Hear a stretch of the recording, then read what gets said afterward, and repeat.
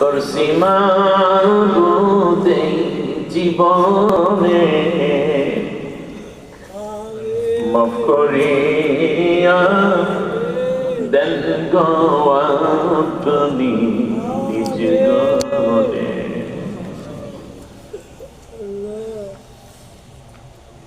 রব্বুল আলামিন কোরআনের মাঠেও যদি গুনাহ মাফ না হয়, কোথায় গেলে গুনাহ মাফ হবে আমাদের জন্য? চোখের পানির দিকে তাকাও মাবুদ, পাহাড় সমান গুনাহ, আসমান সমান অনন্ত রহমত তোমার মালিক। আমাদেরকে মাফ করে দিলে তোমার তো কারো কাছে কৈফিয়ত দিতে হবে না।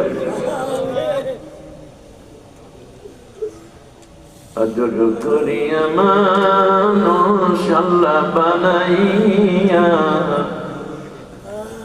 কেমনে দিবা জাহান্নামে ফেলিয়া।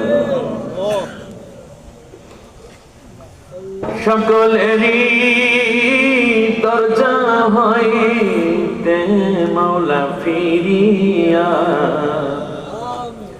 তোমারি দরজায় রইলাম ওরিয়া।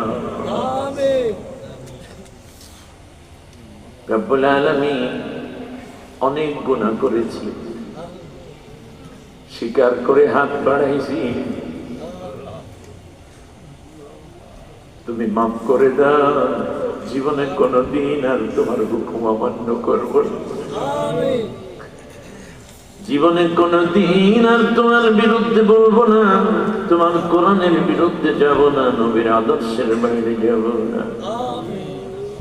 আমাদের সবাইকে তুমি তোমার রহমতের কোলের মধ্যে উঠে গেল, আমাদেরকে শয়তানের হাতে ছেড়ে দিও না মালিক। আমাদেরকে মাফ করে জান্নাতি আমলদার বানাইয়া দাও। আল্লাহ জানে